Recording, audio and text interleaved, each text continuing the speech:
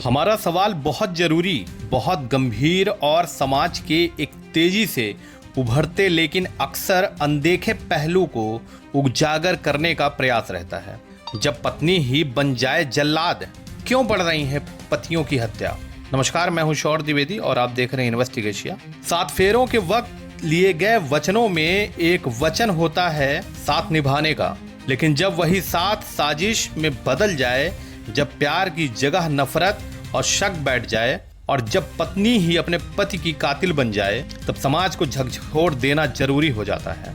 आज के इस विशेष रिपोर्ट में हम जानेंगे क्यों कुछ पत्नियां अपने पतियों की जान लेने तक पहुंच जाती हैं। क्या यह सिर्फ अफेयर है या कोई गहरी मनोवैज्ञानिक वजह? जैसा कि आप सभी जानते हैं, इंदौर सोनम और राज रघुवंशी का मामला जो अभी तक चल रहा है, इसमें महीनों से अफेयर चल रहा था। पति से अनबन और असंतोष था। पुलिस ने लाश बरामद की और गिरफ्तार भी किया। इसके पहले देखें तो उत्तर प्रदेश में ऐसी कई घटनाएं। बरेली में पत्नी ने प्रेमी संग मिलकर पति की हत्या कर शव को बोरे में पैक कर फेंका। फोन चैट्स और कॉल डिटेल्स से प्लानिंग का खुलासा हुआ था। पुणे में देखें, महिला ने अपने 2 बच्चों के सामने पति की हत्या की। घरेलू हिंसा का दावा, लेकिन आगे प्रेमी की एंट्री और वित्तीय लालच सामने आया। पत्नियां कातिल क्यों बन रही हैं? इसकी वजह क्या है?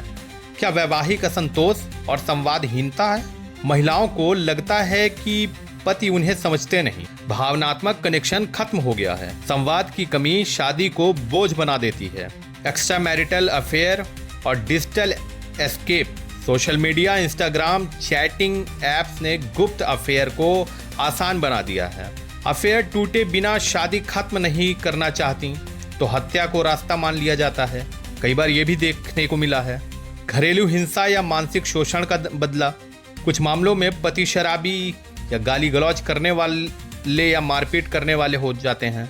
महिलाएं सालों तक दबती हैं, फिर एक दिन फूट पड़ती हैं और हत्या तक पहुंच जाती हैं। कुछ में संपत्ति या बीमा का लालच भी देखा गया है। कई बार पति के नाम की जमीन, घर, बीमा आदि के लिए हत्या की जाती है और प्लानिंग महीनों चलती है। अक्सर ये महिलाएं खुद को विक्टिम मानती हैं। उन्हें लगता है कि उन्हें कोई नहीं समझता। जब कोई तीसरा यानी कि प्रेमी उन्हें महत्व देता है तो वो उसके लिए सब कुछ छोड़ने को तैयार हो जाती हैं, यहाँ तक कि हत्या भी। सीनियर क्रिमिनल लॉयर जो है, उनका मानना है इन मामलों में पहले इमोशनल प्लांटिंग होती है, जब पत्नी और प्रेमी मिलकर धीरे धीरे योजना बनाते हैं। कई बार हत्या के बाद लाश को ठिकाने लगाने के लिए 4-5 दिन तक लाश घर में छुपाई जाती है। वहीं एनसीआरबी 2023 रिपोर्ट के मुताबिक भारत में हुए कुल दंपत्ति हत्या मामलों में से 22% में पत्नी मुख्य आरोपी पाई गई। इनमें से करीब 60% मामलों में प्रेमी का सीधा रोल सामने आया है और 30% मामलों में घरेलू हिंसा के पुराने रिकॉर्ड भी पाए गए हैं। इसका समाज पर असर और क्या है और समाधान क्या है? बच्चों की मानसिक स्थिति बर्बाद होती है इससे। रिश्तों पर से लोगों का विश्वास डगमगाता है। परिवार और समाज में भय है, अविश्वास और असुरक्षा फैलती है। और इसके समाधान क्या है? आइए जानते हैं कि ओपन मैरिज या तलाक जैसे विकल्पों पर बातचीत जरूरी है और मैरिज काउंसलिंग खासकर लोअर मिडिल क्लास और छोटे शहरों में फैलाना आवश्यक है। स्कूल और कॉलेज लेवल से ही रिलेशनशिप लिटरेसी देना जरूरी है।